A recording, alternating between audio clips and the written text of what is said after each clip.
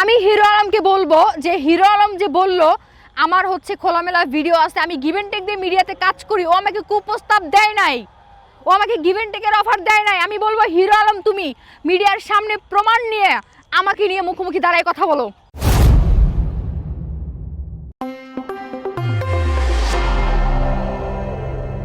একটা বউ কেন পারে না তার স্বামীকে রাখতে? একটা স্বামী এত বারবার কেন নারী পাল্টায়? একটা স্বামী, এখন আমি বলি শোনেন, এখন ঘরে এক বউ রেখা যদি দিনের পর দিন সে বাহিরে পরকিয়া করে, ঘরের বউকে সময় না দেয়, ঘরের বউকে লুকিয়ে যদি আর একটা বিয়ে করে, নষ্টামি করে, একটা মেয়ে কয়দিন মানবে বলেন? একদিন, দুদিন, 3 দিন, 1 মাস, 2 মাস, 3 মাস, তারপরে সে কি করবে?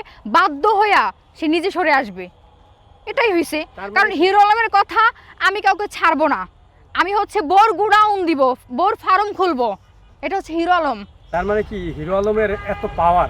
ভাই আমার এখন আমি কি বলবো ভাই, আপনাদের প্রশ্নের উত্তরগুলো আমি দিতে পারতেছি না। ঘটনা হয়েছে ওর পাওয়ার থাকুক আর যা থাকুক এটা আমার দেখার কোনো বিষয় না।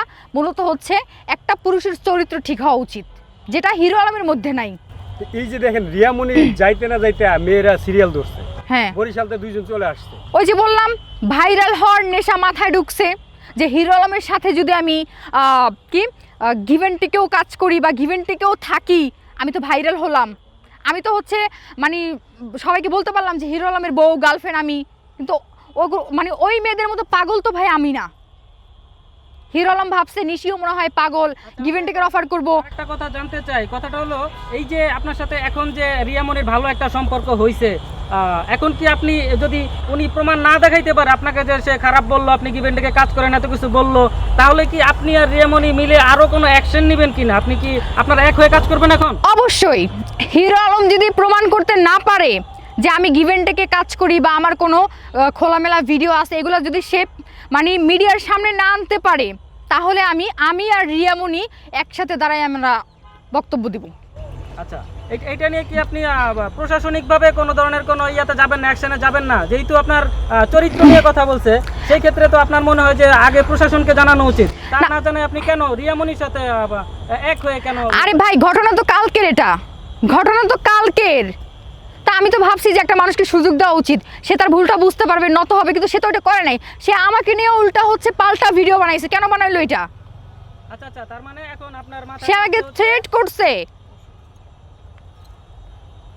এখন আমার কথা মানুষকে সুযোগ দিতে হয়। আমি ভাবছি যে হিরো আলম হয়তো বা মানে নত শিকার হবে বা ভুল বুঝবে, কিন্তু সে না, সে ভাই শুধরানোও তো মানুষ না। সে ভাবছে যে সবার মতো মনে হয় আমি চাই যে হিরো আলম প্রমাণ নিয়ে আমার সামনে আসুক, প্রমাণ নিয়ে আমার সামনে কথা বলুক। মানে আপনি বলতে চাচ্ছেন হিরো আলমের রুচি দুর্ভিক্ষ আছে নাকি?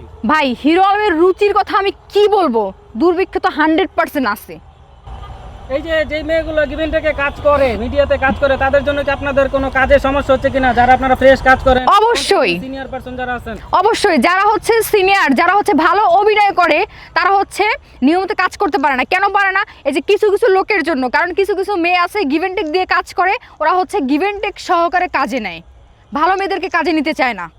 আচ্ছা, ভালো মেয়ে বলতে ওরা কি খারাপ হয়েই আসে নাকি? ভাই খারাপ হয়ে কিভাবে আসবে? খারাপ হয়ে কিভাবে আসবে? এখন মূলত হয়েছে একজন যদি কাজের অফার করে, বলে যে অমুকের সাথে তোমাকে অভিনয় করাবো, তো ঘটনা হয়েছে তোমাকে গিভ এন্ড টেক দিতে হবে, তো মেয়েটা কি করে বাধ্য হয়ে রাজি হবে? মানে বাধ্য করানো হয়, কোনো মেয়ে ইচ্ছে করে গিভ এন্ড টেকে রাজি হয় না।